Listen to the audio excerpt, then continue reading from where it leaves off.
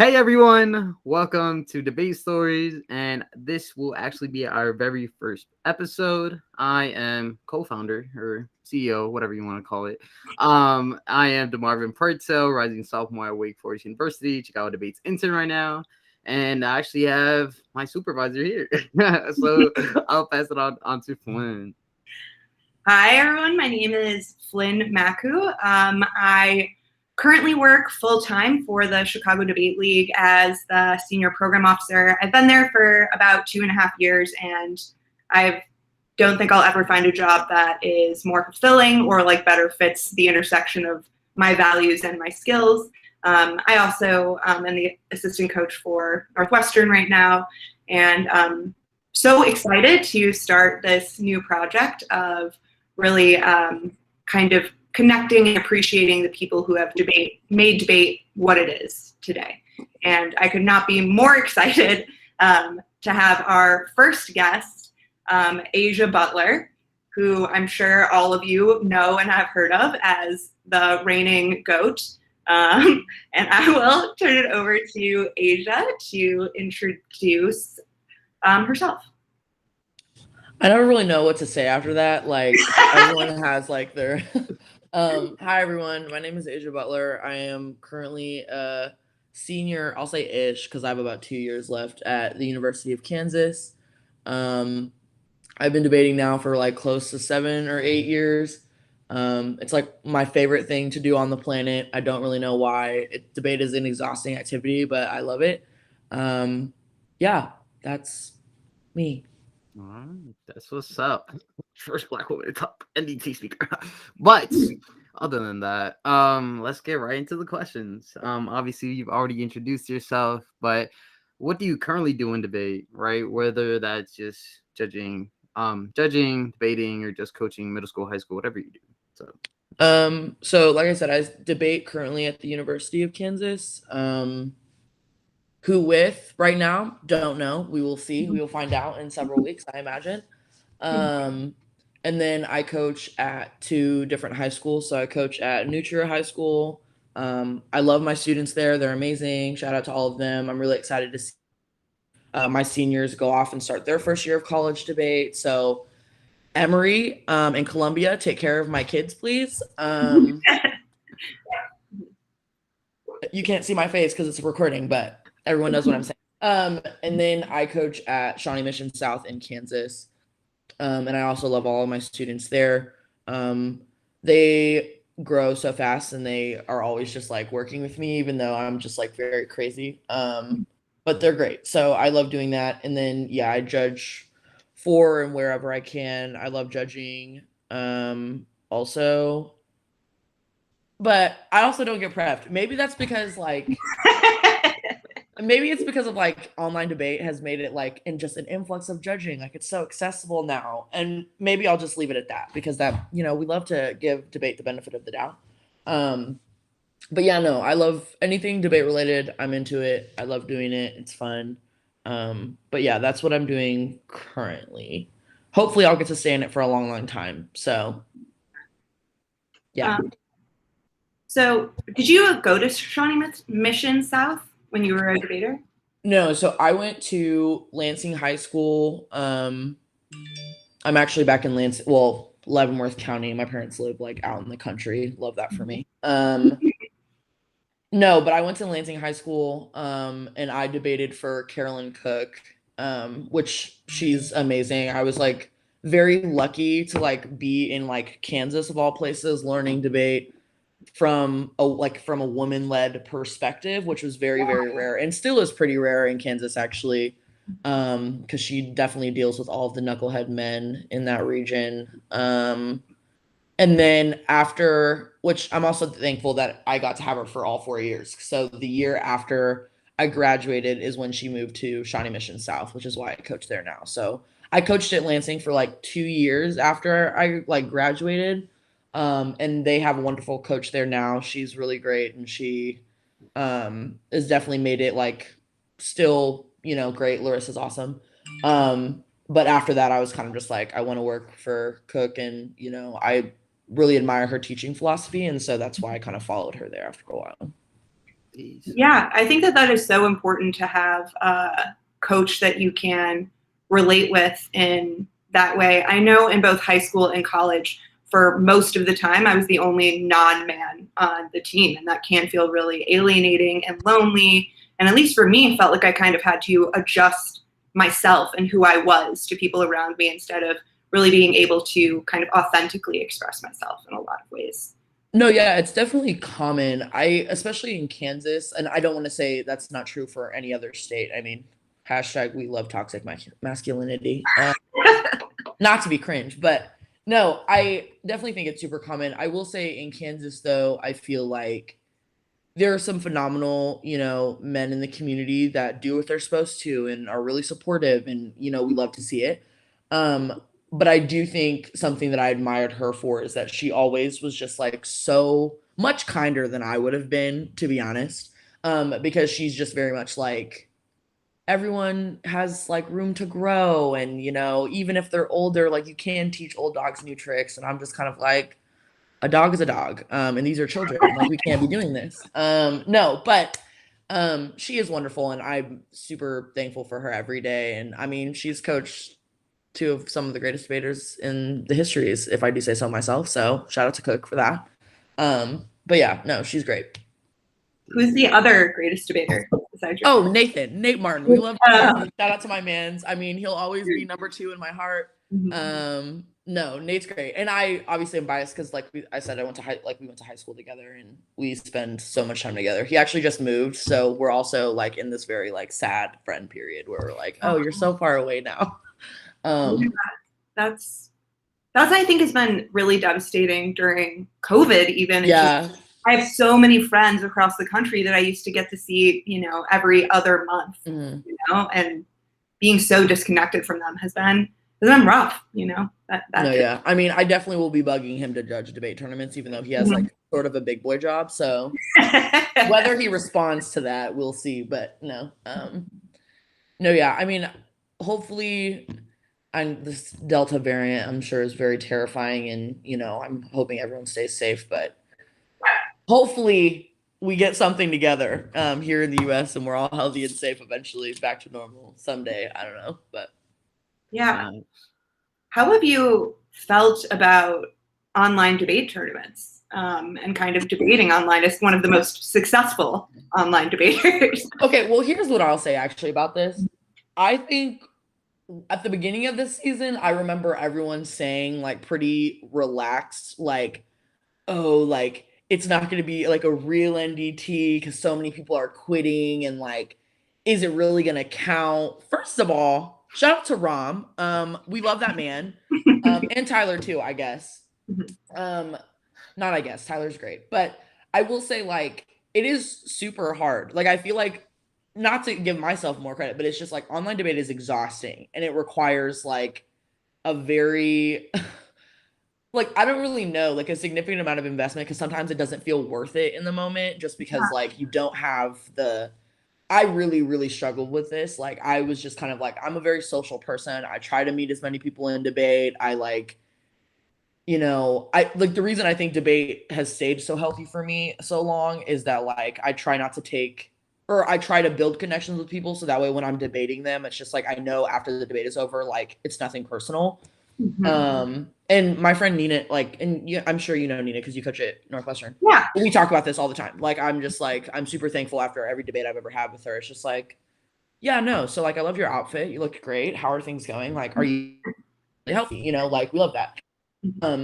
No, but I think like that was the most shocking thing I think about like the speaker award too, is I was just like, no one's Wi-Fi cut out. Like, everyone's speaks have just been like, that was the other thing. Like, I don't know, people speaks for a while were just like fluctuating in the mug. We were like, oh my gosh, like what is going on here? But yeah, no, I mean, as far as, I think this is probably this is a take I've maintained like throughout all of like online debate. Online debate has made people significantly more out of pocket. And what do I mean by that? Is like, people, because we're not in person, like just feel like they can say or do whatever they want, anti-Blackness included. And I'm just kind of like, this is aggressive. Like, let's not forget, eventually we will be back in person. And like, I know your institution, like, and that's like not serious, obviously. Like I'm sure everyone has great intentions, whatever. But I just remember telling like my partner Ross, like, oh my God, like what am I gonna do when I go back in person? Like I've just been talking very full volume, like so much shit on everyone because I'm muted. Like, what is going on here?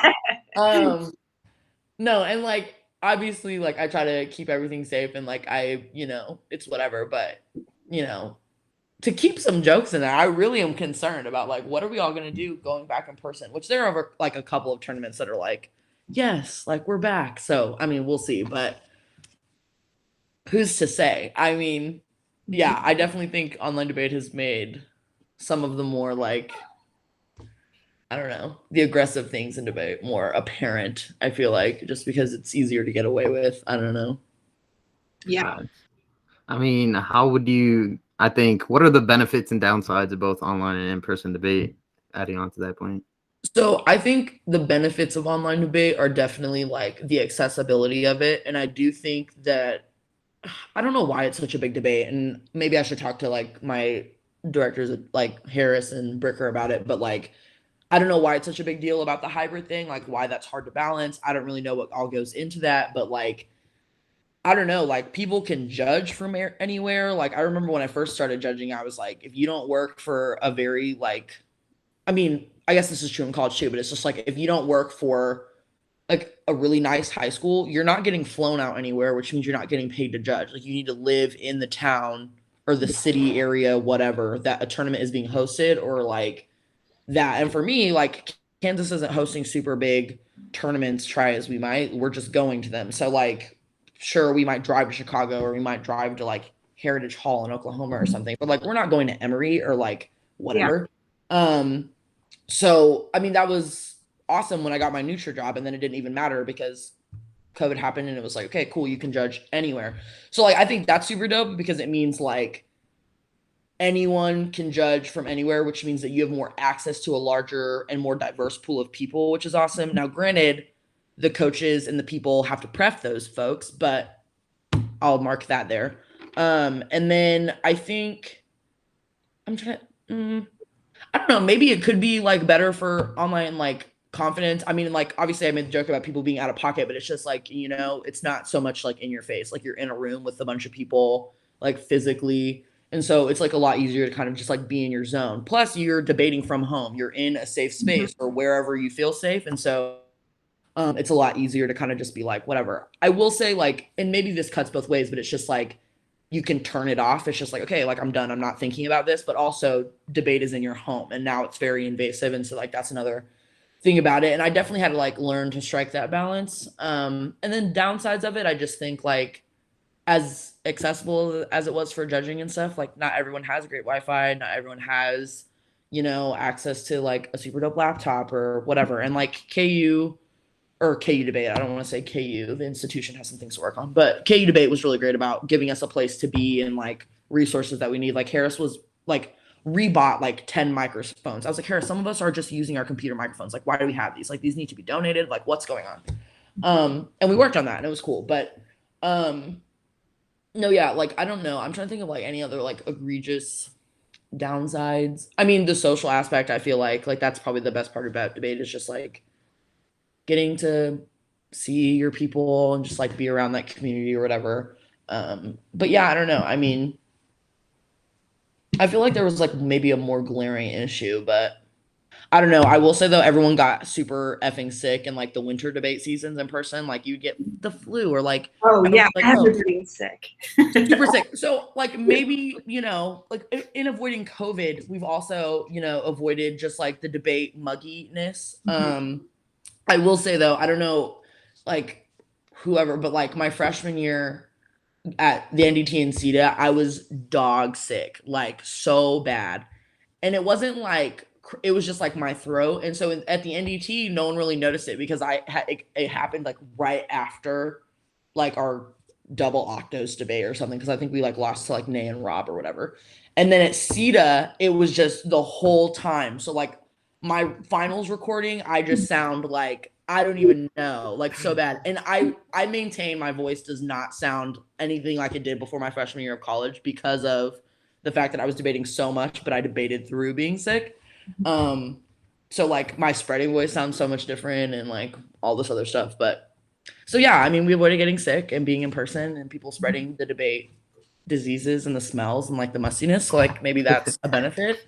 But so Yeah, I think that those are all like really good points. And I think going back to the kind of you are debating in your home, something that I've like heard frequently that resonated with me as someone who is now working from home. I thought it would be better and more convenient, but instead of working from home, it's now I'm living at work. Or like instead of like, oh, I'm doing a debate tournament from home, it's not like I'm living at a debate tournament. Like there's not separation of space. And I don't know, have you felt this? For me, I've kind of felt sometimes like online debate tournaments are more exhausting, at least judging at them, because there is not that in between rounds where I get to go like see my friends and like get pumped back up and like get that energy back up. Right.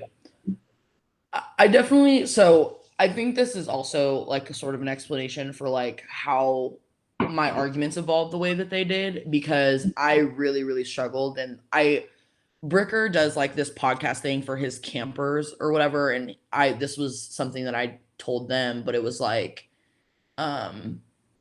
so in between, I think like the last like regular season tournament and like the NDT, I was like, I have to be done, because if I'm not done for the season, like I'm not coming back, and that can't be a thing for me.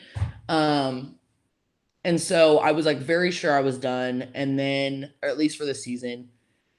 And then like all the rankings came out and I was like, okay, like that would be really shitty. And like, my partner's worked really hard, like in a whole world of debate that he doesn't know.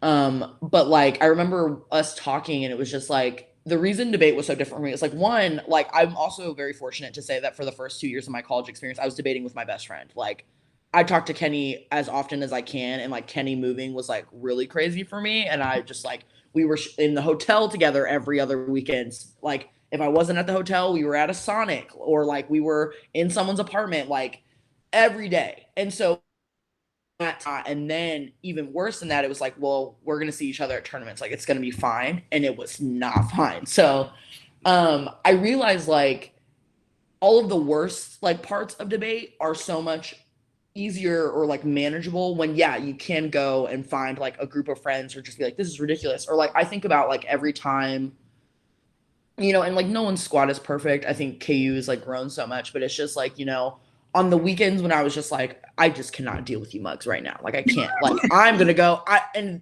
DeMarvin, I would run straight to Wake. I was like, where's Wake at? I'm not doing this. Like where is Amber? Where's Iggy? What are we doing? Like what's going on for the weekend? Or like, I'm like Kenny and I would like go hang out and talk to like Darius from like OU or whatever it was. Or just like all of us going to each other's debates, like when we would have really hard debates against people that we did not get along with, even though we tried, maybe we didn't, I don't know. It was just like everyone would be in that room, like watching, like it's gonna be cool, like everything's good. I'm trying to think. And then I think Flynn, like you judged Kenny and I's last debate, and like we had a bunch of people in there, and it was super awesome, because it was just like we had tried to have the debate like 4 times earlier in the season. That was, and it was just kind of like no, but it was like okay that we lost, because there was just people in there that were just like, we know what's up, and like you worked hard, we saw the growth, and it was just is what it is.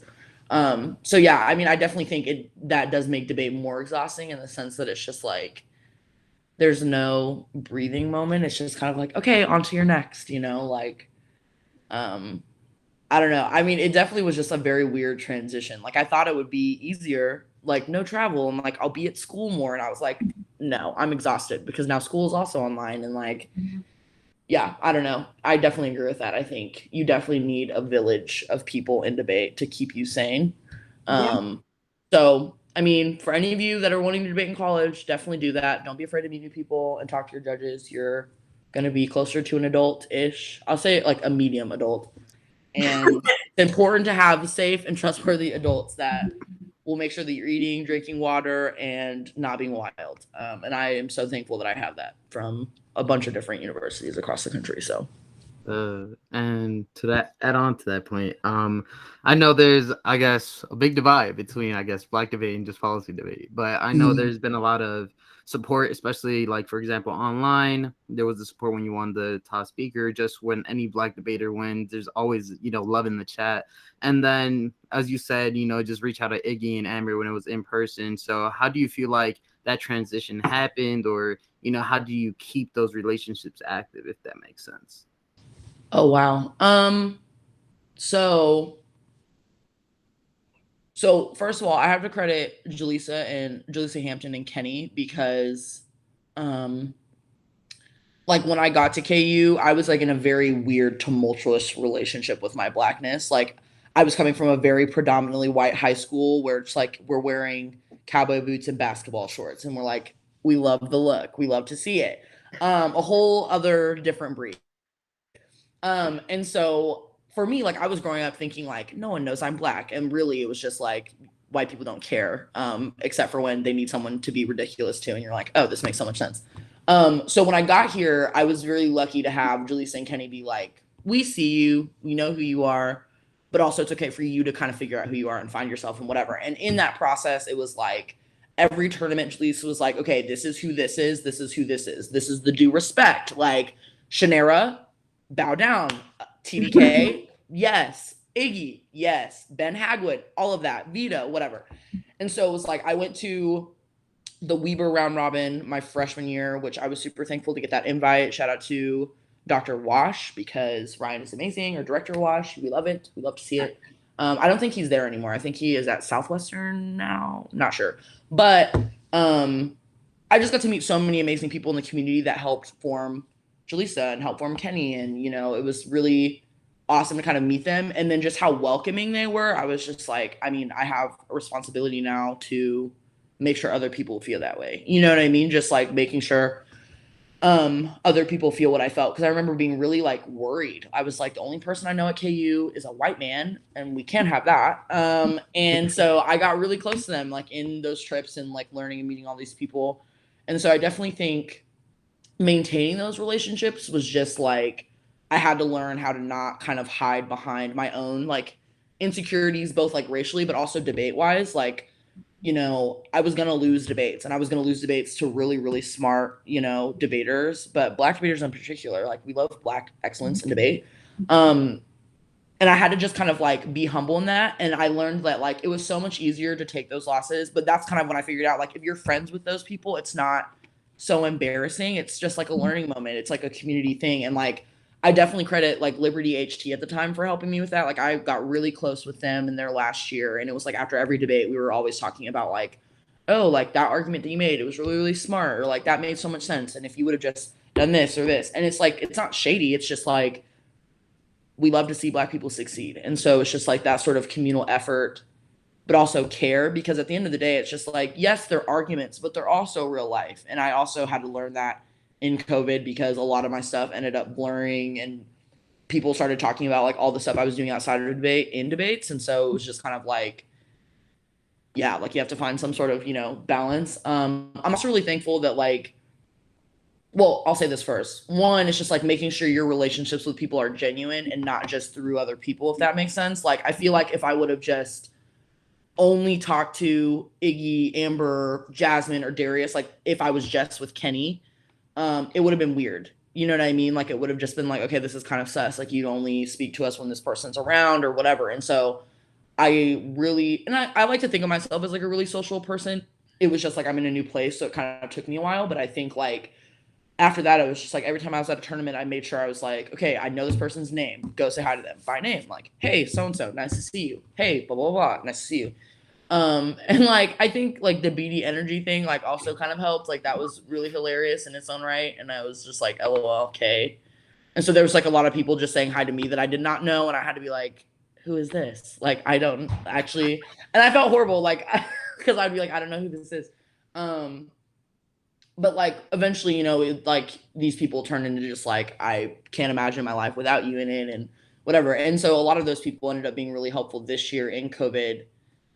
Like I had, a really awesome like FaceTime call, or I guess it was Zoom, but with Iggy, like we talked for like 3 hours about this old AF that I read and just kind of like this season, because I was like trying to write an AF about debate history and erasure. And so it's like I called a lot of different people. I talked to TDK for a while. And it was just really nice because it was just like, I know I can call these people and it not be weird. And they are giving me very like valuable, you know, debate history about, you know, how Black people have evolved in their time. And I mean, like, I don't know, just also treating everyone with like general respect and just like you can learn something from everybody. Like even if like, I mean, there can only be one top speaker, but that doesn't mean I can't learn from other top speakers. Like, hello. Exactly. No, but all serious though, like I'm super thankful, and I definitely wouldn't have gotten that award if it hadn't been for all the conversations that I have with people and just like all the like investment and joy that other people have in me watching me debate. And like, I mean, everyone has something they can teach you, but also that may not always be positive. I don't want to say that. Like, there's not everyone in debate is super great, so I don't want to spread those lies, but you know. But yeah, no, I definitely think like as long as you're intentional and genuine, like it's super easy to maintain those relationships.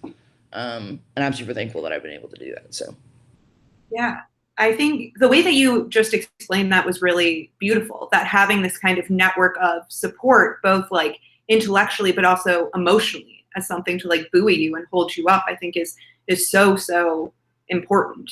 And you mentioned kind of the joy that went into that as well. And just as a small thing, from the perspective of like judging you and Kenny a lot, and then, you know, judging you later, you are a joy to judge. And I judge a lot of debates. I rarely say that.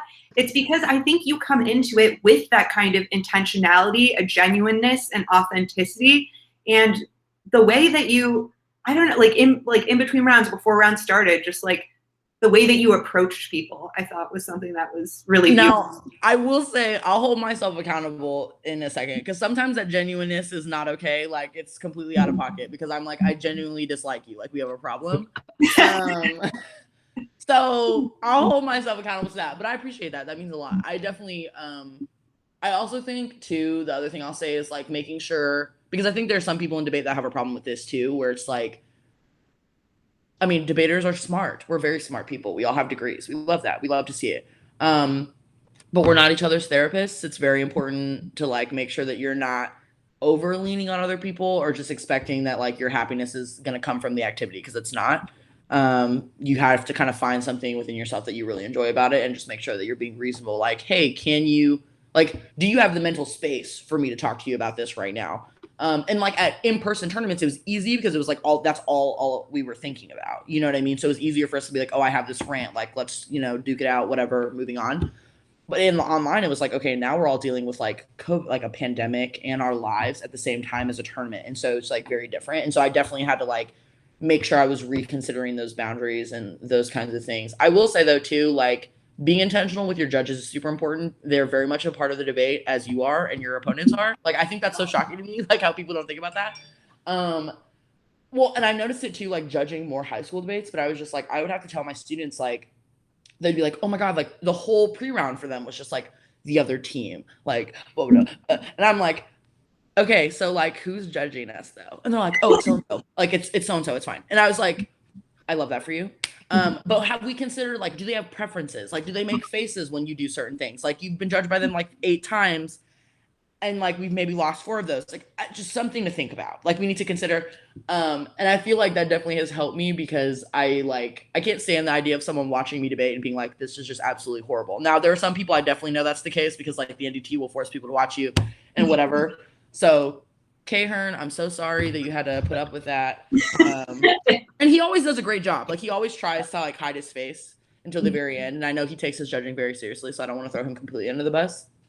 But no, I mean, like, it's definitely important to be intentional with like the people that are in your room. Like, you have each other for like 2-ish hours in college. So like, if they're not enjoying watching you, like, they're probably not going to vote for you. That's all I really have to say about it. So, I mean, I guess I'm glad that we've been able to develop that. But no, I definitely think that's a part of keeping those relationships, you know, together, because I mean, some people do take debates personally and it's just a mess. So, I mean, yeah, I think you're so right that is something that I think debaters don't consider as often as they should, is that your judge is also a person, and in close debates, unfortunately, a lot of times it does come down to like, was what you're saying, did it resonate with the judge? Like, were you making a connection? Were they like in part enjoying themselves, but also were they like interested? Were you, I don't know, like I think even introducing yourself to the judge can go like a long way in terms of like building someone who like wants to build. No, definitely. No, I definitely agree. Well, also too, it's just like the way that people will handle like, I remember thinking like, and I don't know, maybe other people will assume this about me, like the way that I talk to my opponents in debates, I feel like it's like very, you know, whatever. And it depends on like who you are and like what, if there's receipts, obviously, because we all know I love a good receipt. But I will say like, I don't think in my whole career I've ever really had like a big post rounding moment. And I don't really know if that's because like, I've definitely been frustrated with decisions where I'm like, what, you know, like I don't really know. And like, I mean, there've been like moments where I remember all of us were really like mad about it, and like there was like maybe like Kenny was like saying something, but I've always been someone who would like sit back and process and just be like, okay, like I have a problem with this. But I think for me, like it's always interesting just to listen to people, like just hearing them out, and not in a way where it's like, okay, like I trust that you really thought about that and you like came to this decision, you know what I mean? But like hearing them out and just being like, okay, so like I could cross you right now, but I'm already mad. It's gonna keep me mad. I'm like not really sure how I feel about this. And first of all, I would like to preface this with do whatever you want to do. Like if people need to be cross-exed, like questions need to be answered. But I think for me, I was always one that would just be like, okay, I'm gonna take this, I'm gonna think about it, and then it's either gonna get turned into an argument next time I'm in front of you, where I'm gonna be like, okay, like you made this decision last time, this was your justification, this is me doing that thing. You're gonna like I double dog dare you. Like you have to explain this to me now. After this, why this is not what you said. Like I don't understand. And those are always really interesting because then they'll either vote for you or they'll be like, okay, no, it doesn't match this thing. And I'll be like, okay, so now you're seeing the inconsistency. Like, what do you want from me? And I always felt like that was more rewarding for me because I was like, okay, this makes more sense and it's applied. Like it like applies to the way that I make arguments. But also it's just like I'm judged by so many people that I feel like I'm close with and that I like that I'm just like, I don't know what's going on in your life, but I also trust that like if I didn't win the debate, I didn't win the debate at the end of the day. Like I just like I did my own prefs and I'm lucky that KU's an institution that lets us do that. I do my own prefs. So like I'm responsible for you being in the back.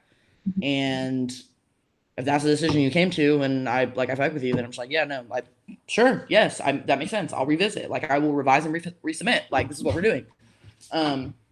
So, I mean, I don't know. I think, yeah, your judges are people. That's very important. I agree with that. No, definitely. Yeah. I want to like come back to a few things you've said about like prefs and kind of exhaustion in debate, but to backtrack initially, or I guess to kind of the more beginning of your debate story, why did you join debate at all in the first place? And then once you realized what debate was, you know, because I think when people hear debate, they're not picturing policy debate. Right. Once you realized it was, why did you stay?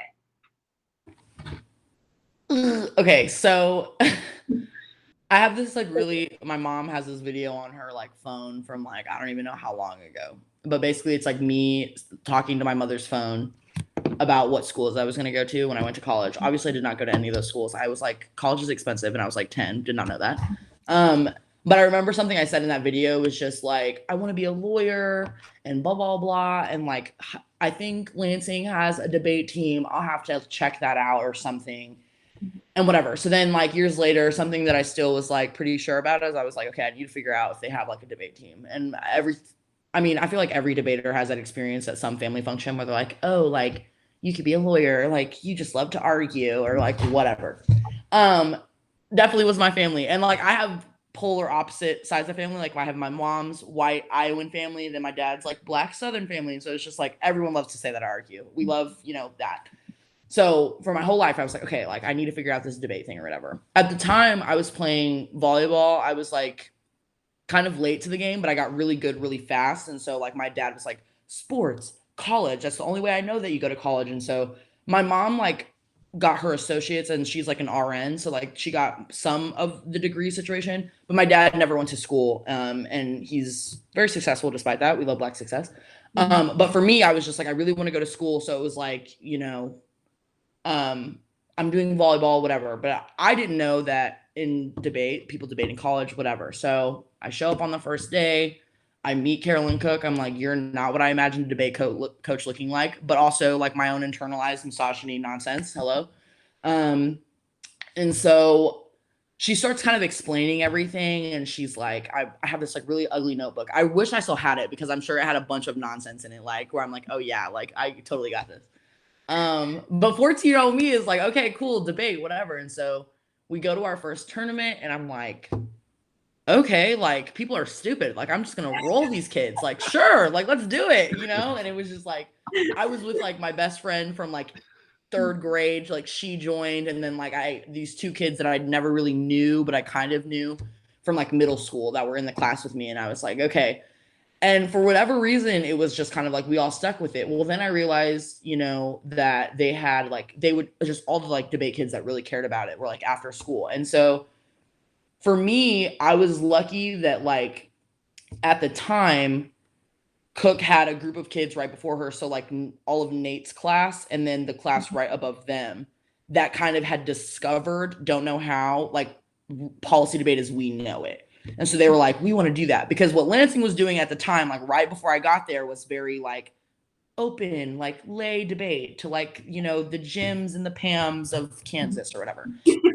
So they all were doing that after school. And so I came in one day and Nate is going at it with like a senior or something. Like he's just like, that makes no sense. And they're like going back at it. And I'm just sitting there like, oh, this is tea. Like I have to do this.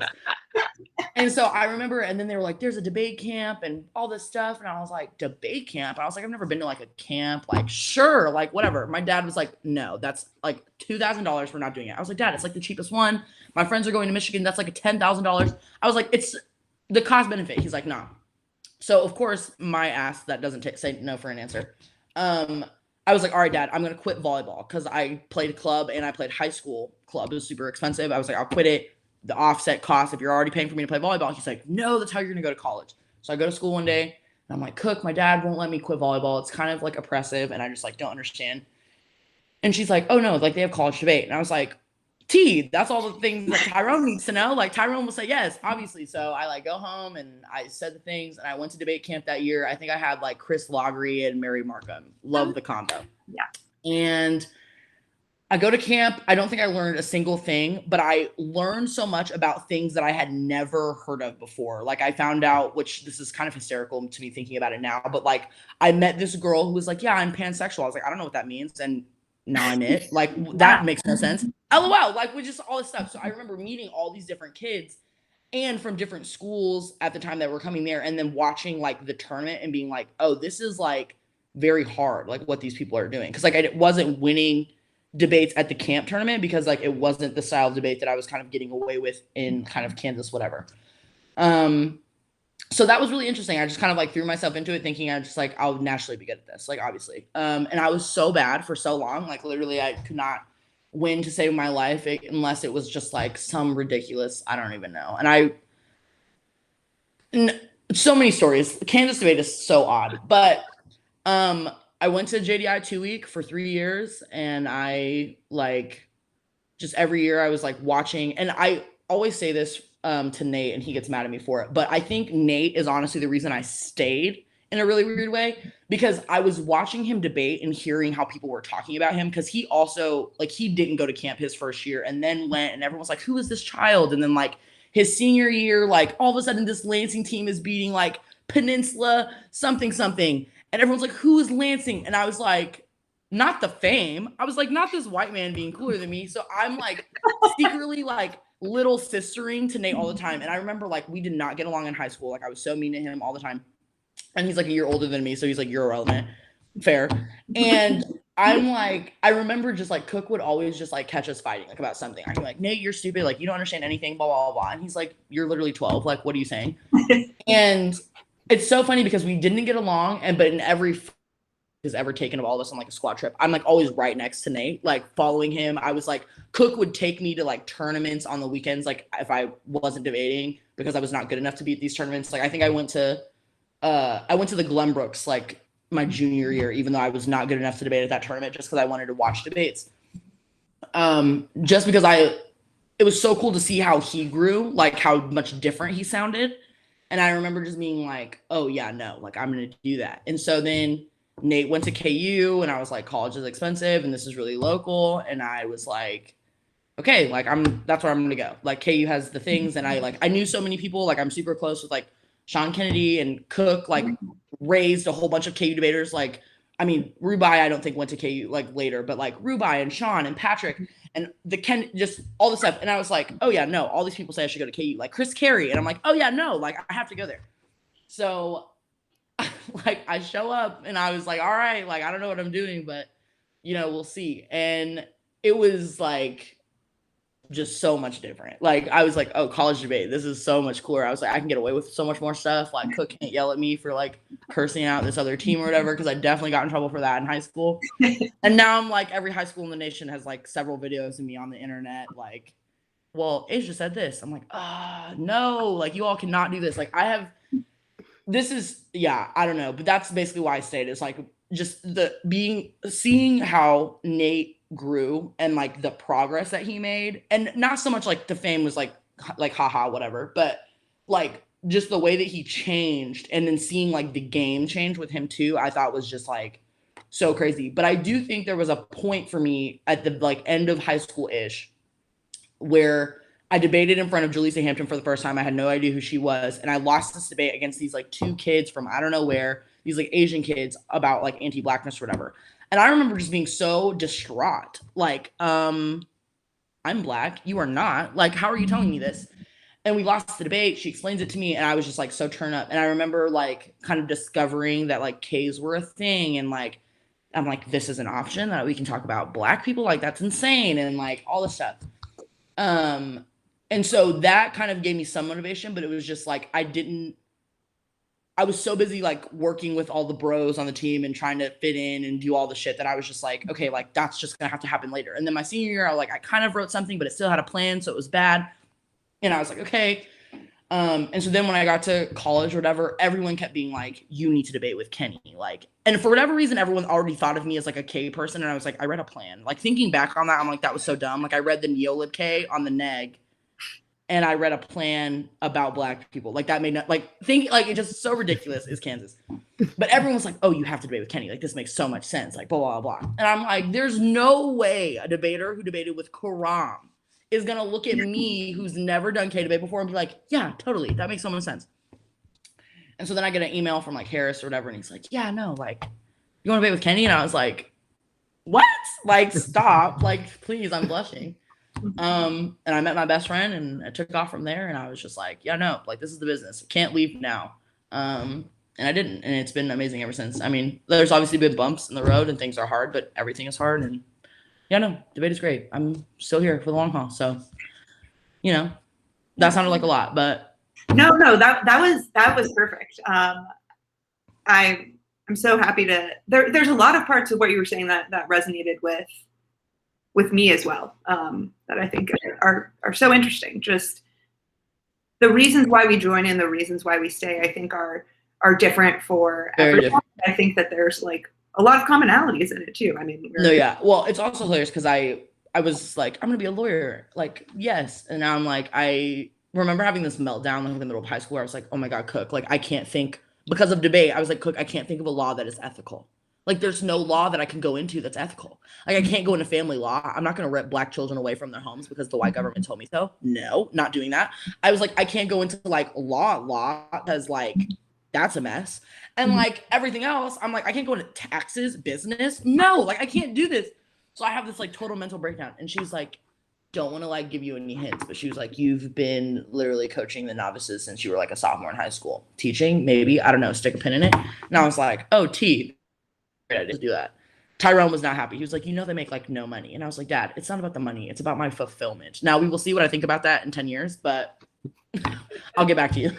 You know, 10 years out, my decision to teach and work for the CDL and like teach teachers has been way more rewarding. I really wanted to be a lawyer for a long time until I was no. I think my day-to-day life would suck. Like, right. I think like, I don't know, like there's like all those videos. He's like, what's my life like as like a lawyer? And I'm like, you got up, you made yourself a coffee, and like you're sitting at your standing like electronic desk for like 8 hours. And I'm like, as cute and as aesthetic as your life is, do you really get to enjoy it? Like I can thrift the rest of my life, and be cool. Like it'll be fine. But I feel attacked. Like I want to be a lawyer. Dang. Hey, I love that for you. There's still okay. I will say there are some really good like people out there still doing the things. Like I think Nate's getting his law degree. I know a really good friend of mine. She's going into immigration law, which was something that I didn't even know existed at the time that I was making the decision. So I love that for you. And battles need to be fought. We love that. And there's like good lawyers, you know, that do good causes and do the things, you know, like I met a lot of really good loyal lawyers this past summer, like when people needed bail, like, it's just like, that's just what you do. So I don't want to completely shut it down. If that's what you want to do, there's always a right something. It's just like other people love to find ways to not do it correctly, at the expense of our, like all of us. So. Yeah. I think even as a lawyer, like, I don't know, a through line with all of these kind of career choices is at some point making an ethical decision will probably require you to not be paid as much as you could maybe make. Like you could go on to be a lawyer and like work for the top corporations and probably make bank for the rest of your life. But at the end of the day, towards the end of your life, are you going to feel satisfied and like proud of the things that you've done, that you've like supported and like connected a community that you're part of? And there are a bunch of, not a bunch, but like, for example, lawyers who work with, you know, indigenous communities on environmental justice issues. There are ways, I think, to. Yeah, it's not a full-fledged defense of the law. This is just saying, right. There are ways to be a lawyer and to not be a shitty person. Yeah, sure. I mean, yeah, go ahead. Sorry, DeMarin. Oh no, I'm just saying I got you. I'm doing immigration law. You know, I got to protect the families. No, I got you, bro. So, yeah, I love that. This is. No, I mean, I definitely think that was something. My dad is always really funny because he told me this story the other day, actually, where he was kind of like, he always listens to me talk about debate. He tries to understand, but my family don't watch me primarily because they know how I act. Like I tried showing them one time and they're like, what? And I'm like, I still win and I still have a lot of job offers. So everything's fine. Like, it's not a big deal. And they're like, okay, sure, but we can't watch. But I try to explain to them like the relationships that I built with people, you know, and my dad always like kind of laughs because he's just like, you're so different from when you left for college, because like my dad was like trying to help me by kind of like keeping me from like kind of my blackness, and he's kind of changed his tune with my younger siblings, which I'm super thankful for. But he thought he was like protecting me and keeping me, you know, like proper, like you'll survive. And like I was fine, but like, you know, and so he's like, it's so interesting hearing how you talk now and who you're talking about and just like you're like just whatever, because he's like, you never would have done that, whatever, without debate.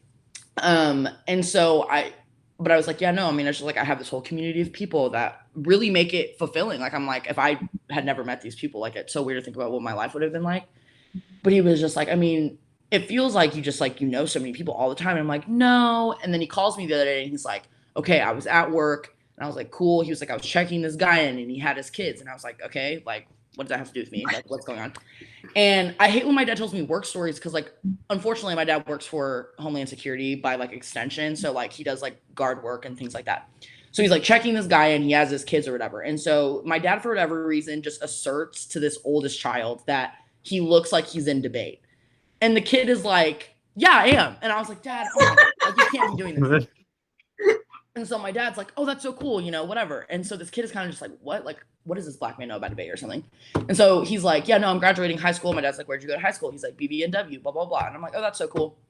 And I'm like waiting for the punchline. I'm like, Dad, like, what did you say? So he's like, yeah, no. He's like, so if you do debate, like, you must know my daughter. I'm like, Dad, not everyone in debate, like, knows, you know, what's going on. And so the dad is kind of like, their dad is kind of just like sitting there like, what is this interaction happening between like my oldest child and this man? And the kid's like, who's your daughter? Like thinking my dad is just like some nobody. And my dad's like, oh, Azja Butler. And apparently like these 3 kids, because there's like 3 of them, like middle school, high schoolish age, just start freaking out. Like they're like, oh my God, that's crazy. Like your daughter's Azja, like da da da. And my dad is just like laughing on the phone telling me this. He's like, blah, blah, blah. And I'm like, Dad, that did not happen. And he's like, no, did. All my buddies at work were like, oh shit, like we thought you were just like, you know, bragging about your kid, but she's kind of the shit. And I was like, oh no, like that's crazy. And I was like, I mean, I told you, like, I was like, I try to talk to and meet other people, but I'm not always that approachable because sometimes people only know me through what they see in debates and stuff. So I was just like, oh, this is a mess. So I was like, well, that's good to know that people don't think I'm just like an absolute terror. Because I've also met other people like in the debate community who like meet me in person, like out of COVID. So like I met a couple people like the other day or something that were visiting for who knows what. And they debate at different schools and whatever. And so I like walk into, you know, this like little function or whatever. And they just all like are standing there. And I was like, I'm here to do what you're here to do. Like, I don't know what you are like staring at me for. So like we start talking and I'm just like, I thought you would be so different. And I was like, what did you think I was going to do? Like cuss you out, cross-ex you? Like, I also have things to do outside of my like debate stuff. Like no, I'm not turned up like 24/7 because that would be exhausting. No, but yeah, no, it's definitely interesting. And Go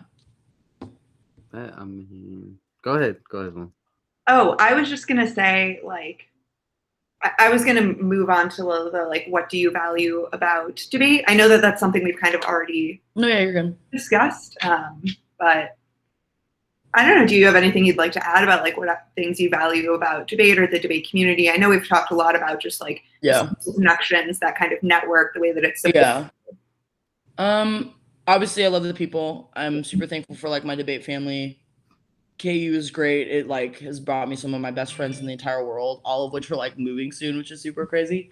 Because of course I'm like the youngest of like all of my friends. So I'm super thankful for that. I'm super thankful for like my extended debate family at all the different schools, Wake, Northwestern, Fullerton, anyone that I'm forgetting, Liberty, all the things.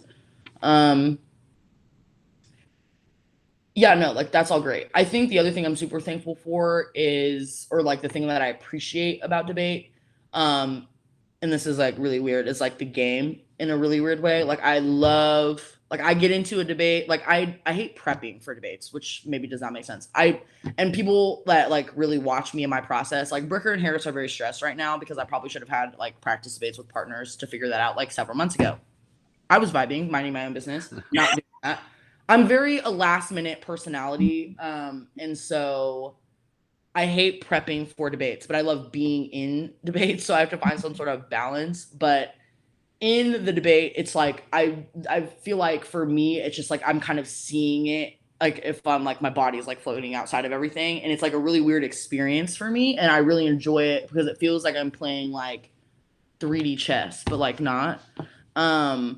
And sometimes I miss and like it doesn't make sense. But I think more importantly than that is like I love inventing arguments and seeing people being like, oh yeah, no, like I'm gonna start saying this, or like seeing how people change what they say based off of what you say. Like I think the evolution of argumentation is something that fascinates me, but I think is like really motivating. And yeah, I don't know, like I really love, for that reason, like I love writing my affirmatives. I'm very intentional. It's very exhausting, like I'm not gonna lie, like and it's probably why it takes so long writing them, because like if it doesn't make, like I'm a perfectionist maybe in this way where it's just like if it's not hitting or if it's not like striking that like thing for me in the moment, I'm like, this isn't it, like, and I kind of just like throw the whole thing away. But like when it hits, like the Nigga Knots app, I was like, this gold. Like I was like, I can never do something this good again. Like I remember like writing that, and then Kenny read it and was like, bro. And I was like, that's what I'm saying, like this is such a good app. And then it was crazy like seeing how it evolved, and people were just like, oh my god, like what do we say to this? And I'm like, I don't know, because every tournament I'm like, I've invented something else that it can answer. Like I don't know what you like all should do, but I'm chilling. Like please do not flip neg, you will be upset, as Emery found out. Shout out to Zeke. I'm sure he's doing great things. That was so wild. I really was just like, people are really still flipping neg. And I was just like, this is honestly, I love this for you. Accept the challenge, do with that what you will. No, but it was super cool because it was just like, I was realizing in that process, like, I really enjoy it. Like, it was just so weird. And like, it was something nice because it was just like, okay, like now when my friends, if they move away, which like is inevitable, or blah, blah, blah, like there's something else that is like tied to myself and like what I can do for me that I really enjoy about debate. So I definitely enjoy that process. I love teaching other people how to do it. Like I love talking to my kids about like how to write a good 2AC, how to write an AF. Like I love AF writing. Like I'm like, yes, no, let's do it. And they're like, Azja, we want to read a plan. I'm like, okay, that requires a little bit more structure that I'm not prepared for. We can think about it. We can learn about it together. I love that. But I have one student where she's in a very similar journey that I was at the time. And so she's like, she came to me with a couple of ideas and she was like, she kind of did the no plan thing last year, tried it out, but it was kind of all over the place. Some of which is like my fault because we were kind of learning, like I said, together. But this year she has like a bunch of ideas and I'm really excited to see how she kind of adopts her own process and does her own thing. So I definitely appreciate that because I think once you kind of find your niche, it's just like now figuring out how every other person's like cog like lines up with your stuff. And I think that's honestly why I don't get super stressed about like prep and stuff because I'm just like at the end of the day, what I have to say is not going to change. So you can debate me if you want to, cannot vote for me if you like don't want to, but like what I have to say is not changing.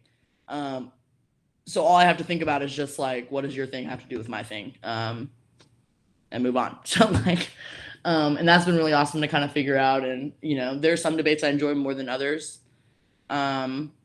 Like I really enjoy a good framework debate, shockingly enough. I think those are really hilarious, mostly because, I don't know, they just get really, really detailed and overly emotional for no reason in a really weird way that I think people think like KVK debates get overly emotional.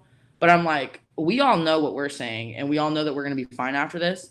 So like, I don't feel like those are overly emotional or overly personal, even though that's what framework debates KVK.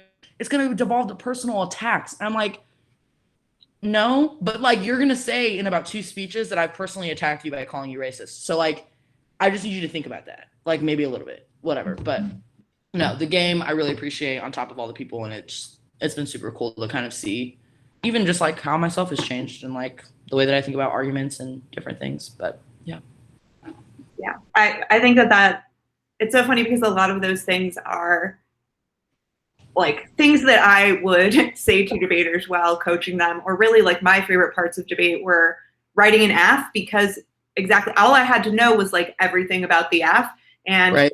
People are going to say what they're going to say, but they don't have that many options. And I remember, I remember like in my senior year of high school, Sean was trying to convince me that I wasn't a 2N because for a summer I was like reading the CapK as a 2N on the neg. And I was winning a bunch of debates and I was like, oh my gosh, I found my niche. No. And he was like, Azja, I'm telling you, you're a 2A because you like to focus on one specific thing. And I'm like, Sean, if I'm a 2A, I have to answer a bunch of different arguments. And Sean's like, but Azja, if you're a 2N, you have to write a bunch of different AFs. Or you have to think about a bunch of different AFs. And I was like, oh. And then finally I like figured it out later. Thankfully for Sean and Lisa. But I remember just being like so distraught by that. I was like, Sean, that makes no sense. Like obviously a 2N only has to read one thing. Like, no. That was a mess. But no, I definitely, yeah.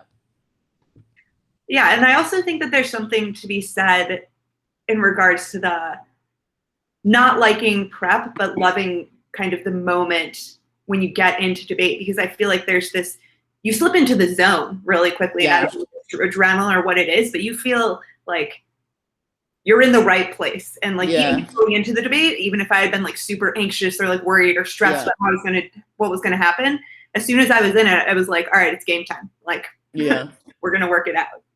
I definitely appreciate like after all of my time in debate that I've kind of, and I know this isn't true for everybody, but for me at least, I've kind of surpassed the nerves. Like, and I really struggle with that for a long time. And I feel like people kind of forget, like, even if you win things, like you can always still lose things. Like, you know, and I remember like for a little while, like after I think like the Harvard tournament my sophomore year, I was like, we're never going to be able to replicate this, except I kept telling myself, okay, but we have to, like, we're going to, you know? And I remember just like being really stressed out because I was just like, oh my gosh, like whatever. And I forgot, well, it's like, okay, well, because I won something, I don't think that means I need to be more stressed. It just means like, I don't have anything to prove. Like I have the capability. It's just a question if like the cards are in my favor. Like there's so many factors in debate that I feel like we forget sometimes. Like sometimes the judging isn't right. Sometimes, you know, they don't go for the argument you think, or they're going to break a new AF or whatever. Sometimes your vibes are off and like, you just have to, you know, pick up and whatever. But I think like I was super thankful. And I credit Ross for this a lot because I think he really was good at just kind of balancing me in a really weird way and just like taking everything that I threw at him with such grace. But like after a while, I was kind of just like, there's a lot of stuff that we can't control. And I think I was thinking that a lot in the context of like, I really struggled for the first half of the season with the way that people were perceiving Ross and how that affected me in a way that I don't think people understood. And that was like people that were like in like my circle that I like appreciated, that I pressed really high. But it was just like every debate, someone had something to say about Ross. Like it was just like, you're white, or the vibes are off, or blah, blah, blah. And it was like, I wasn't losing debates to the white partner dissad from the other team. It was like, I was losing debates to the white partner dissad from the judges. And I was like, this has not been said. Like, what is going on? I remember like, I kind of just had to be like, wait, I know that I am completely capable. I know Ross is capable, but everyone's not seeing it yet. I can't control that. And so like something that we kept telling each other like the whole season was just like, we don't need to win this debate to win the NDT. We don't need to win this debate to win the NDT. We don't need to win all these debates to qualify to the NDT, quite frankly. And that ended up being very, very close to true. Like I was just like, all right, cool. Like this is what we're doing. And I remember kind of talking to him, and he was just kind of like, I was super anxious before every debate, you know, but every time we would say that, it was just kind of like it all kind of fade. And I was exactly like, we have nothing to lose, like nothing to lose. And I think like once I adopted that mindset, it just made it a lot less stressful. Like I was just like, lose some, but when you win some, those feel great, and we'll hold on to those. But yeah, no, I definitely think that that's something that people have to remember. It's just like sometimes stuff is just out of your control. And like I think debate is just full of a bunch of intrigues. Like we all just like, I did it right. Like why are we not winning? And everyone gets stressed, and I'm just like, it is what it is. Heck, at the end of the day.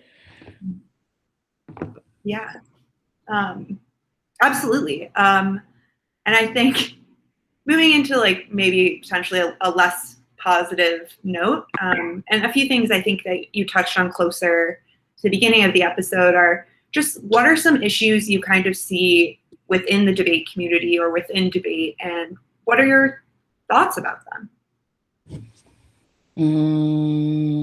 Okay, so I obviously think like the one that everyone's gonna know that I say is like I think anti-blackness is definitely pervasive in debate. I probably won't say that in the same way that I think maybe other people will. Like I don't think, so this might be a hot take and people might come for me for this, but whatever. Is I don't think anti-blackness necessarily resides in an argument in particular. It might be why an argument was created. Like framework is, I think, like the main thing I'm talking about probably is just like the origins of framework, definitely anti-black. But obviously there was like an intention and a group of people behind that. You know what I'm saying? But it's just like I create my arguments for a certain purpose, which means that they do a certain thing and they might affect people a certain way. And I'm really thankful to hear from like a lot of different people that like what I say means something to them or it resonates to them in a way. And like that is where I get a lot of my gratification, is when someone's like, I heard your aff about this. This was whatever. Like I remember hearing a lot of people after like our amazing debate against Fullerton at the NDT, where people were just like, there was a lot of things happening in this debate, and like all of you were like really deep diving into some stuff that like I never heard of before, and I'm really thankful, whatever. And that was really great for me, because I was just like, even if I had lost that debate, I would have felt gratified in that. But anyway, it's just like I don't think that there is, for me anyway, I feel like I don't see the argument in a vacuum as like the problem. It is like the implementation or the like the inaction of the argument. So like what is the intention behind the argument? And that's made it a lot easier for me to connect people that I don't think I would have connected to before. Like I think my like freshman and sophomore year, I wasn't super close to Nina. And then like I got super close with her, working with her, and like now like we're still working on this. I need to find a way to Chicago. We're both super busy all the time, which is annoying. But I'm super thankful for that. And it's so weird because I feel like it could be interpreted as like, okay, well, you're just friends, like it seems different. But like there definitely was like a shift in the way, like a tone that I could sense in like when I debate Nina, like Nina's framework or this person's argument, I do not get the same like skin crawly, like this annoys me vibe as I do if like, I don't know who I want to add here because there's so many, but insert someone else that I'm sure everyone knows I have beef with, right? Because it's just like, it feels weird. And I'm like, there's an intention behind this. There is like something going on. And that's not to say that like I said, like there is a whole history that needs to be considered here about the intention of the argument initially. But just like all arguments, they evolve, and the way that people use them evolve. And that's something that they need to think about, which is obviously why, regardless of if I'm debating Nina or Rabini or whoever, right? like my answer will always be there is an anti-Black undertone to this that needs to be considered, and you have to answer that argument. Like we need to think about it. But as far as like my personal feelings about the argument or whatever, it's just like that depends on who I'm debating, because like I know if the vibes are off or not. So I definitely think anti-Blackness insofar as like the people is an issue, just because I just think like people forget how obvious their stuff is. And I think online debate, and I kind of said this before about like how out of pocket I think people get online because they're not in person. Like as confrontational as debaters are, they're really not. Like people will hide behind debates. Like they will just be like, I will say whatever I want to say to you in the debate because it's an argument, and like it's not really me, or it's an RFD, like whatever, and like kind of forget that it's just like, okay, but you're showing yourself right now. Like I just is like very blatant to me.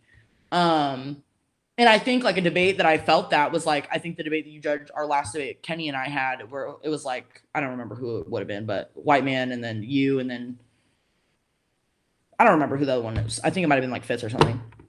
I don't remember. But anyway, it was just like, I remember hearing that person who, like, I don't remember his name, but whoever was not maybe Fitz.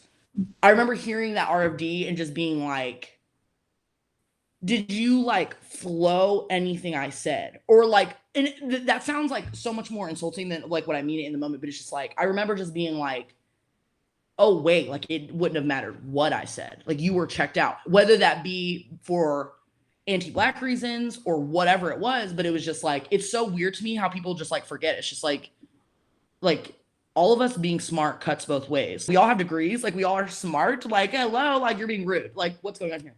So I definitely think like that is a large issue for me, is just like the way that, you know, I think there's a lot of teams in the country that like struggle with prefs. Like they're not preffing Black, brown, and indigenous folk in the back of their debates. I think that's an issue, because I think there's just like a large perception that's like you can only judge K debates. I think that's a large issue why like I'm not getting prepped. I also think I don't get prepped for interpersonal reasons. Like I think people have interpersonal problems with me because of things that I've said to them in debates or whatever. Well, it has to be in debates because like I said, I don't really say a whole lot to judges. But yeah, I mean, I don't really know. I just think like it's odd to me that like people think that it's like, okay, you can only judge K debates, which means that you auto lose the thing. I'm just like, well, if we all believe that debate, especially, this is so weird for policy people, for me in my brain, because it's just like, if you really believe that debate is a game and that a ballot can rectify behavior, then what is like, why is it that if like you receive a neg ballot, that's not a learning moment for you and that's something that you can easily fix, right? Well, it's like, oh, well, you believe that there's a bias, which is like true of all of like the critical people's arguments. So like, I don't really understand how that works. So judging prefs, the racialization of that, I definitely think like there is a large issue in the community to kind of sweep things under the rug insofar as like safety of like certain adults and people. I think that's a mess.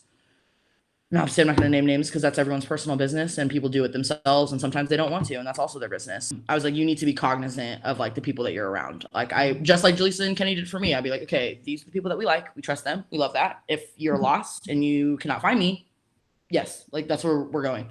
And like, even when they go to camps, because it's just like, you never know who's hired at a certain camp for however long, even though so many of us said stop.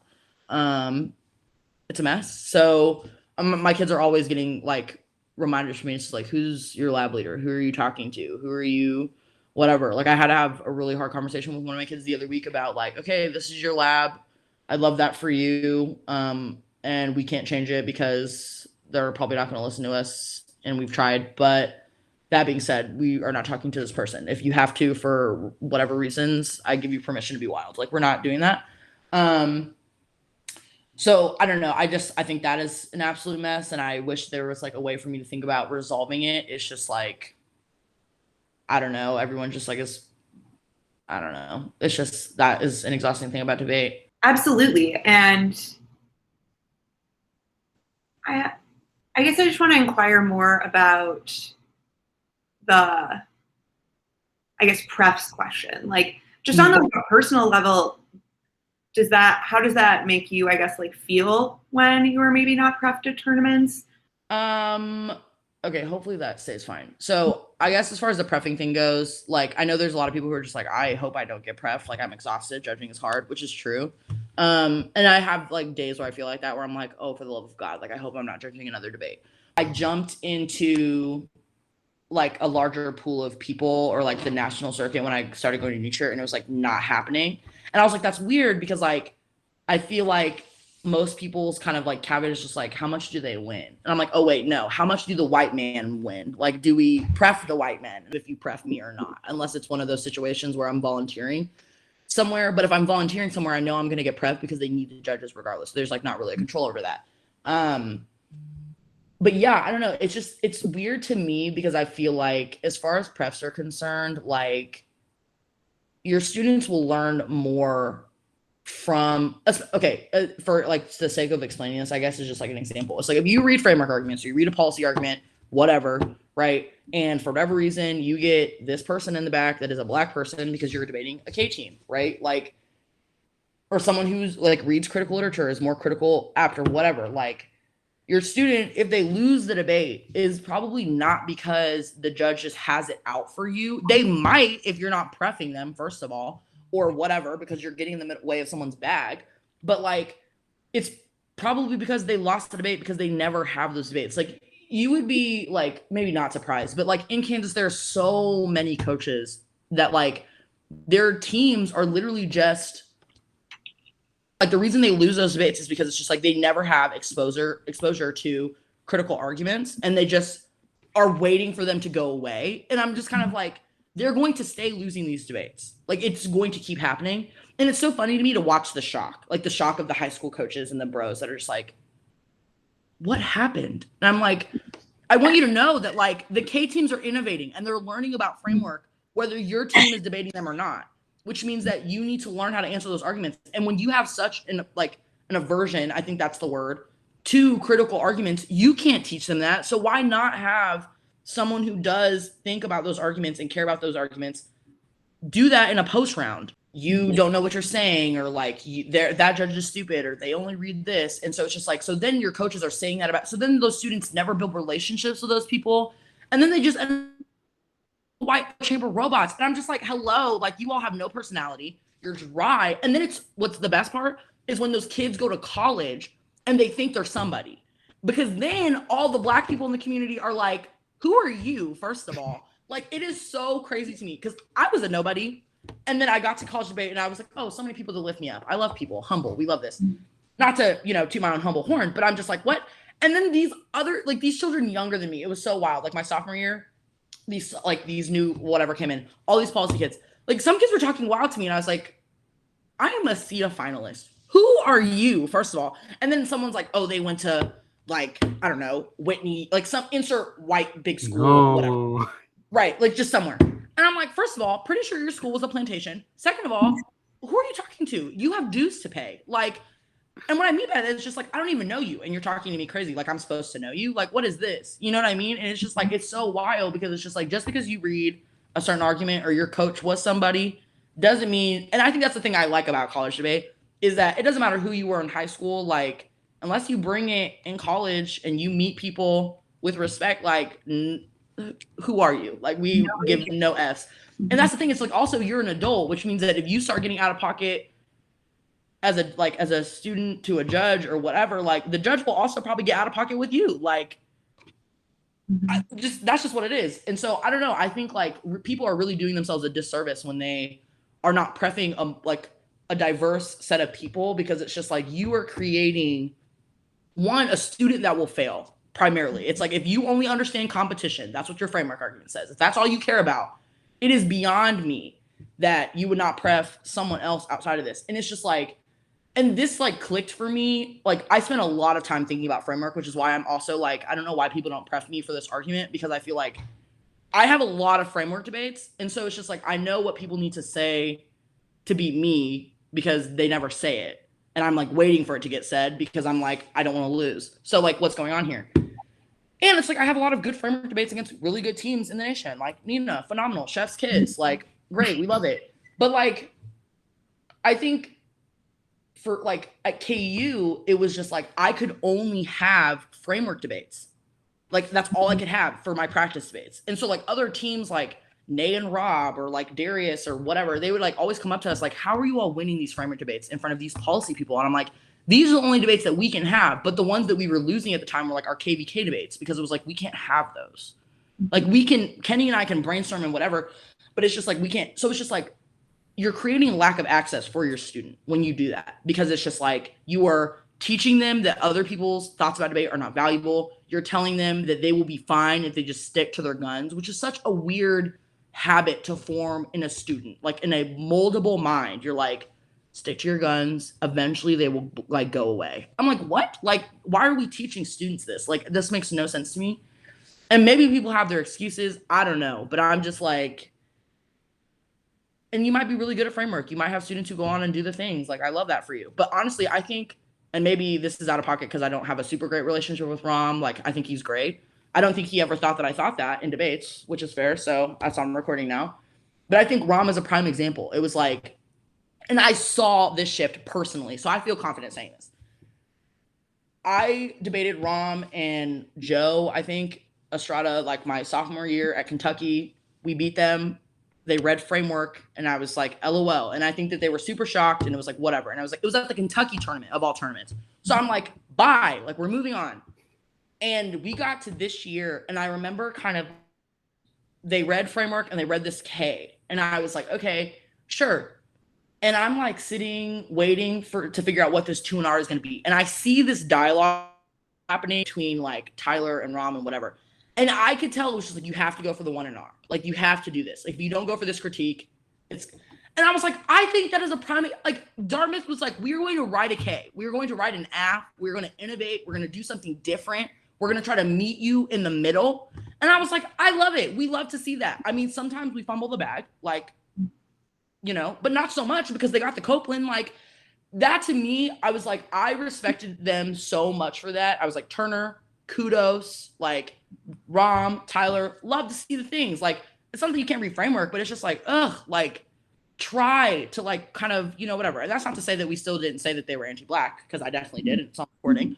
But like, you try to do something else, you know what I mean? And it was like, Dartmouth also was having people in the back, and you could tell at the NDT because of the way that the things work out. But like, they had people in the back in every like elim that we ever had against them before the NDT, where it was like, Corey is in the back, or this other person. And I'm like, oh, so you all actually pref Black people. Like, that's dope. I love to see that.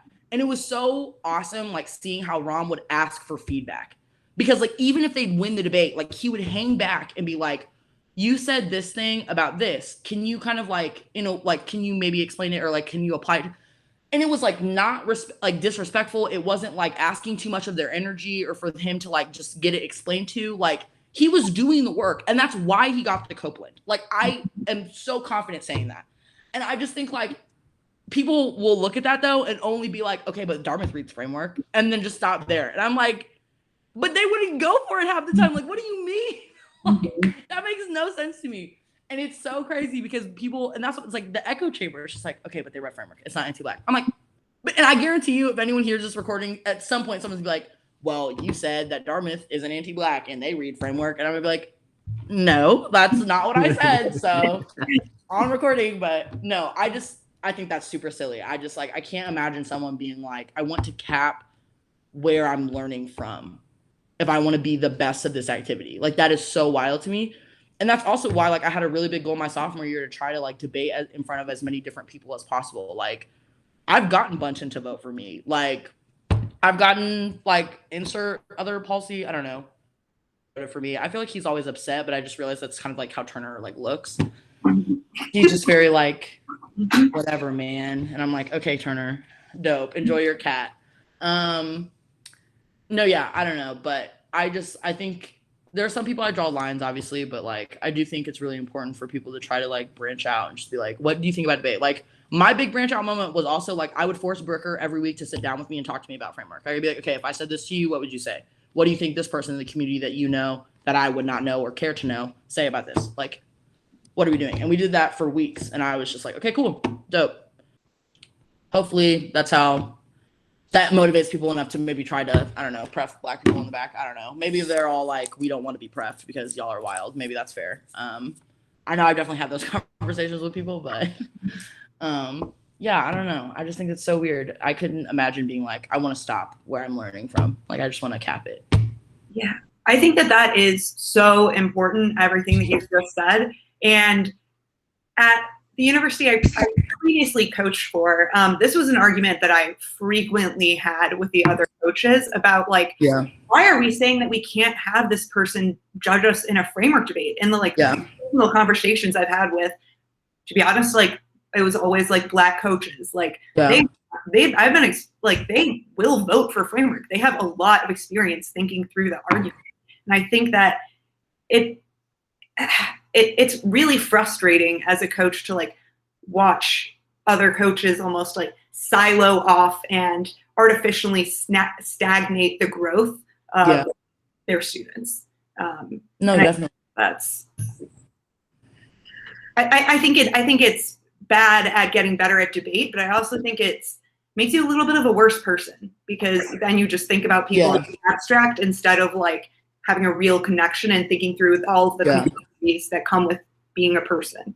No, yeah, definitely. Well, and I think that goes back to what you were saying before about just like judges are people, not just like ballot monkeys in the back of the room. Like, you need to get it together. And like, I mean, as much as I might disagree, like, you know, pedagogically with like people in the back, it's just like, sometimes it is outside of your control. So what happens at the NDT or at the TOC when you do have that Black person who you've been snubbing all season in the back? Like, what do you do with that? And then it's like, it's so funny because I remember like I'll see the panic in a pre-round where it's like, oh shoot, like we have so-and-so that our coach has beef with because back in 2013 they said something racist, and now it's just like the terror that people have when there are receipts too is so crazy. And I'm like, if you all built relationships with these people, there would be no receipts. Like, what do you mean? Like, this is so wild. It's just like, you did this to yourself, or your coach did it for you, and that's a problem, which means self-advocacy. Like, we need to maybe work on those skills. And it's harder for some people because power dynamics and the thing, so I don't want to just assert that. But yeah, I don't know. I'm just kind of like, you would do yourself a favor by being like, they might not be your ordinal one. Like, no one is sitting here and telling you to put someone that you've never had in the back before at your ordinal one. But like, y'all can do like 50s, 40s, 30s. Like, these mugs are smart. Like, they have degrees. Some of them have more degrees than the mugs that you have coached them. Like, what? Like, what are we doing? Like, I don't know. It's just so crazy to me. I'm like, all right, cool. Like, I mean, at the end of the day, if you're all not going to do it, I'm doing it. So hopefully that gets me somewhere eventually. Like, we love that. But I mean, I don't know. I hope that the younger, you know, whatever. And like, that's what I tell my kids. Like, we might not like it, but we might learn something from it. L stands for learn, not for lose. Oh, I love that. Yeah, that was a good one. The taken and L. Yeah. No, yeah, we love learning.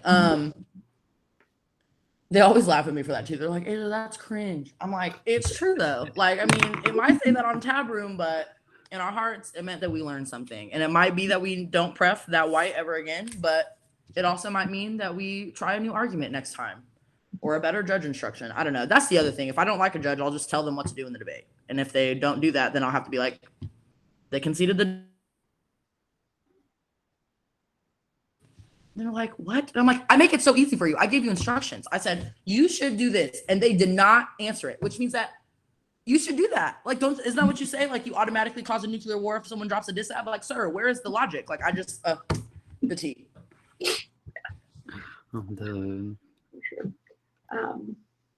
So just to, I think like the last question that we have to kind of maybe end on like a fun note is like, what is like do you have like a debate war story that you think like is the best one, or like the funniest one, or just like one that was a good time or a funny time? Yeah.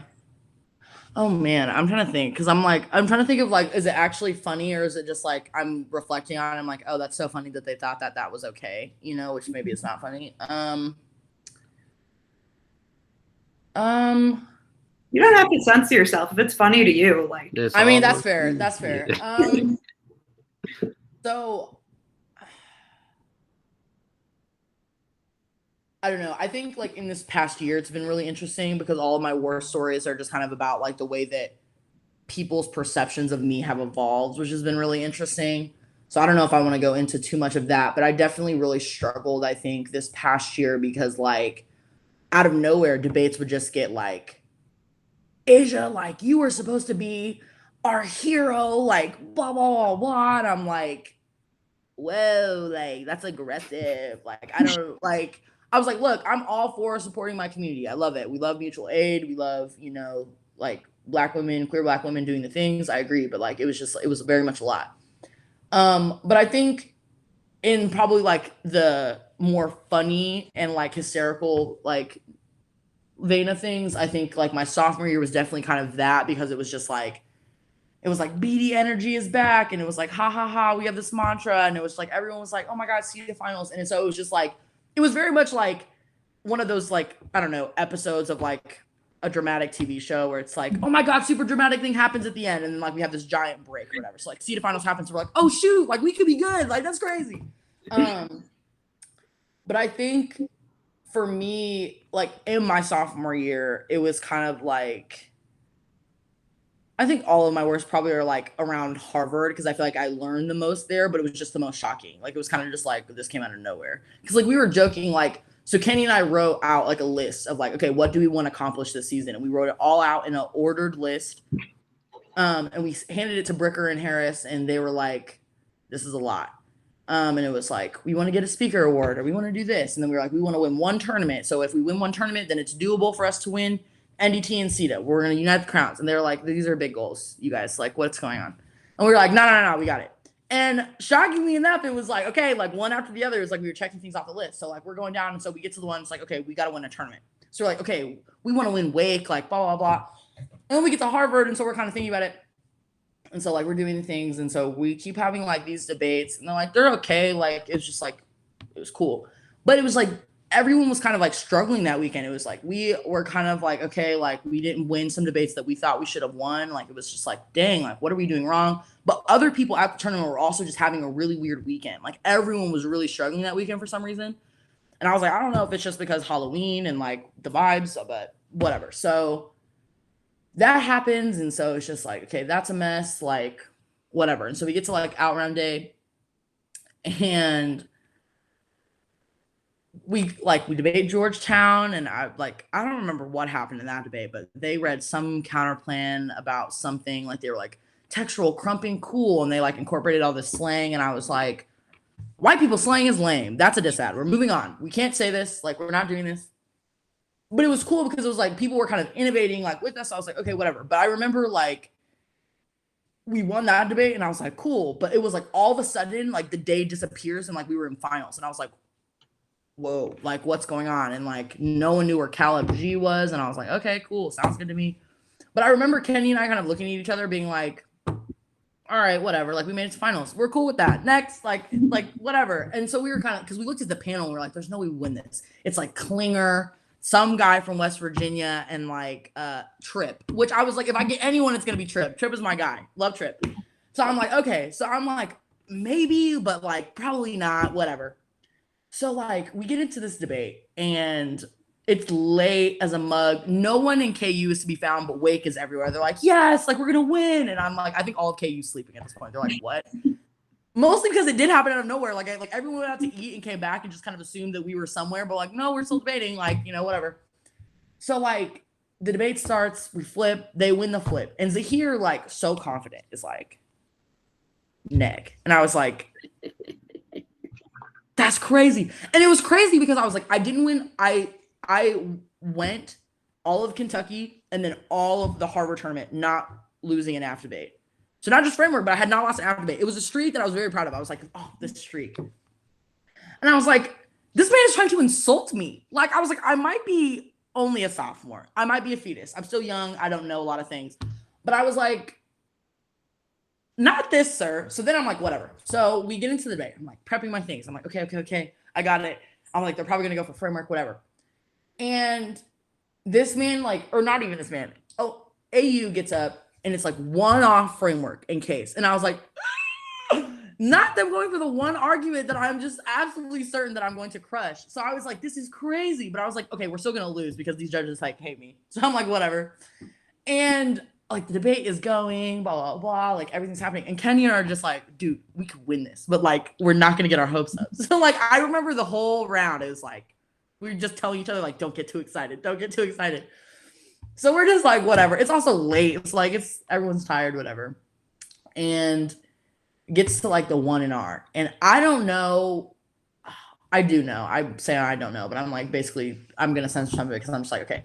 But anyway, so AU, like at the bottom of the 1NR going for case, says something to the extent of like, I don't even know what she said, like something incoherent, so I didn't flow it. And I was like, what? And then says something like basically after that, which means like it shouldn't matter because like it was so unclear or whatever. So just like doesn't answer whatever argument. And I didn't know what she was talking about because she didn't hear it. So I'm like, I don't know what you're referencing here, but you just said that it wasn't even worth answering this argument that I made. So I'm like, turn up. So Kenny just kind of looks at me and I'm like, bro. So Kenny's like, LOL, whatever, moving on. So we like get up, do the things, like everything evolves. And I get up in the 2AR and I just remember like this happened to me one other time, and I think it was like the semis of CETA, where I just like I don't remember a whole lot about I don't remember anything of the 2AR at CETA in my semis debate against Geo, mostly because I was almost certain I was going to lose that debate also. But I remember the only thing I remember about that 2AR in particular is the first, I think I wasted 2 minutes doing this, probably close. I wasted a lot of time because I was just certain I wasn't going to win. But I wasted 2 minutes, pretty sure, like just straight up cussing out Eugenia because I was like, not you thinking that you are just somebody, because also I'm pretty sure she was a freshman at the time. I was like a sophomore. I was like, you thinking that like what I say doesn't matter. Like you're going to disrespect me and tell me that I just am not worth flowing. Really, this is what we're doing. And Kenny's just like laughing at me because it's just like 2 minutes. We told ourselves like we're not going to win. But I'm like wasting 2 minutes like just yelling about something that obviously these judges also are not going to respond to because like they're all, you know, white. They're like, that's not an argument. So I'm like, oh my God, this is so disrespectful, blah, blah, blah. And so I'm like, then after that, I move on and I was just like, look, like, y'all lose. Here's why, here's why, here's why. And so we end the debate and Kenny and I are like, kind of, we just go out and we start talking to everybody. And they're like, how do you feel? And I was like, I mean, like, I can't control it. Like, I don't really know what to tell you. But I remember like being really shook because I was just like, they just assumed that they were going to win this. And I remember feeling like, or just kind of from the outside looking in, I can't really know. I never really knew Zahir, and I still really don't know AU like that. And we've talked some, I guess, after our shenanigans at the NUT, but Zahir, I feel like, was always kind of just like, it was his senior year. He had a lot to prove, like, and like Miles and everybody else that was like older at the time were also like doing the things. So it was like, it was all of us up in the top 5. So like, I'm sure he was in his field. So like he was certain he was gonna win. He looked stressed after that 2AR. And I was like, I mean, you can be stressed, sir, but whatever. I just remember like telling everybody, like, I cannot believe these mugs flip neg. Like, it's honestly just so wild to me. So we go back in there and we're sitting, and I just remember like it was one of those moments where I'm like, oh shoot, like I'll never forget, like, you know, this whatever. And it was like weird because like there wasn't a whole lot of people in the room because it was just like it was late.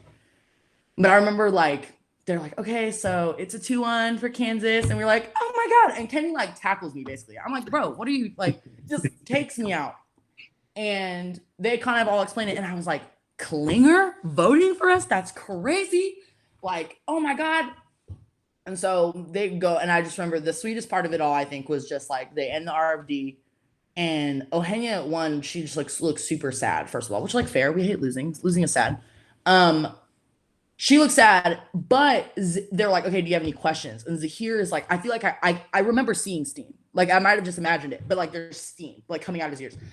And he just shakes his head. He's super ticked off. Like he's so mad. He doesn't even say anything. He like doesn't even say like thank you. He doesn't say no. Like I don't have questions. Like he just shakes his head. And I'm like, I mean, you could be mad, bro, but I mean, I'm also up in the top 5, sir. Like I don't know what you want from me. But I also remember thinking in that moment, I had a little bit where I was just like, dang, like I don't know what it would be like for me to debate with someone like that throwing that temper tantrum as like a freshman like woman. Like that would be wild to me. So like I wanted to give a little bit of grace. Now obviously AU and I's relationship evolved a little bit after that mess, and I was like T, but you know it was resolved in the debate and all the things. But yeah, I remember that debate in particular, and then I just kind of remember like a similar moment like after I think the top speaker thing was really cool because it was like we were all together finally for like the NDT or whatever, and so I remember just like the moment when they said Nate and then it was like me. And so then like that was really cool that we got to share that together. But yeah, I think that Harvard, but that Emory debate was really interesting because I think it was the moment where I kind of flipped, where I was like, I am my own person. I'm not just Kenny's partner. I'm not just whatever. Like we were aft quite a bit that whole day. And so I was just like, no, like I defined myself as a debater to myself. And it was, I probably think like the first time I like reasonably turned up in a debate, which then happened more consistently after that. And so I was kind of just like, I think that's where I was like, I found myself like in a debate. And so I think that's probably my one war story. Kenny also loves retelling that story because Kenny tells it very differently and probably a lot more dramatic, maybe more accurate but it always seems like there's just like more curse words in there than I remember. So I don't really remember it. But no, yeah, I mean, I feel like every debate I go into is probably like a war story because I'm like, I feel like it always teaches me something, even if it's not uber dramatic or whatever. But I always think about that moment because there were so many things I kind of just noticed. Like I remember being like, oh, that would be so weird to like be in that position that she's in.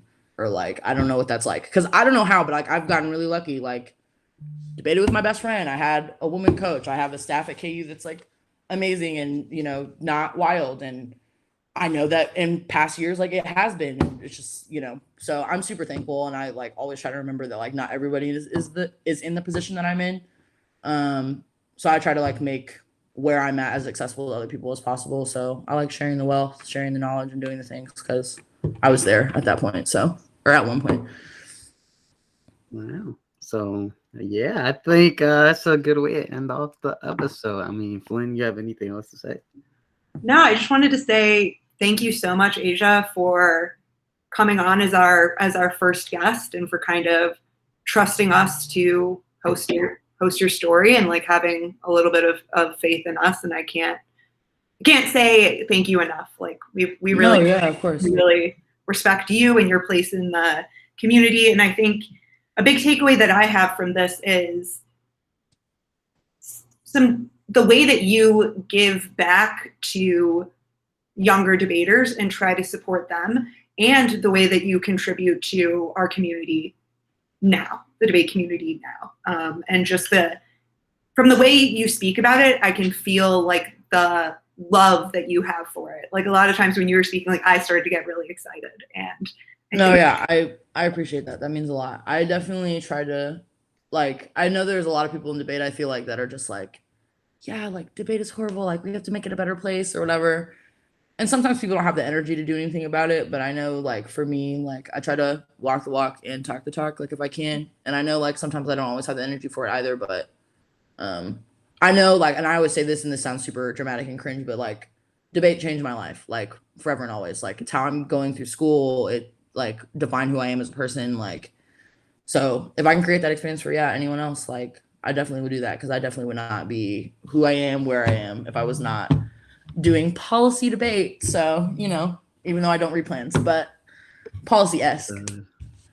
For sure. I mean, do you have any other words for any specific people on the parts of the community, the whole community as a whole? Shout out to Jaleesa and Kenny. Obviously, my family, they, you know, they got me where I am. Sean, Kennedy, and just everybody. Like, I hope that whoever hears this takes away that I'm a lot more approachable than I seem in debates, first of all. So if anyone ever needs anything, I'm always down to clown. And I mean, I try to have everyone's back if possible. But yeah, no, it's been super great. And I appreciate you all thinking of me to do this too. This was awesome.